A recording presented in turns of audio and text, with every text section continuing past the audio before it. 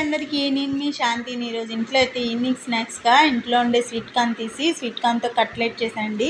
ఈ కట్లెట్ మా ఇంట్లో వాళ్ళందరికీ ఎంత బాగా నచ్చేసిందో అస్సలు అనుకోలేదు ఇంత బాగా వస్తుందని.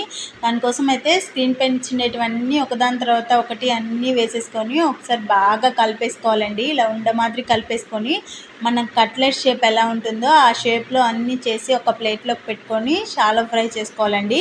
స్టవ్ పైన అయితే ఒక ప్యాన్ పెట్టుకొని కొంచెం ఆయిల్ వేసుకొని కట్లెట్స్ అన్నీ వేసేసి అటువైపు ఇటువైపు కొంచెం కలర్ వచ్చేంత వరకు ఫ్రై చేసేసుకుంటే మన ఇంట్లోనే చాలా టేస్టీగా స్వీట్ కార్న్ కట్లెట్ అయితే రెడీ.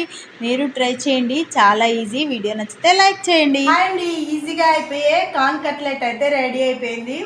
సడన్గా గవ్వా స్నాక్స్ చేయాలని అయితే కార్న్ కట్లెట్ చేశాను. టేస్ట్ అయితే చాలా బాగుంది. ఇప్పుడైతే నేను టేస్ట్ చేసి చెప్తాను.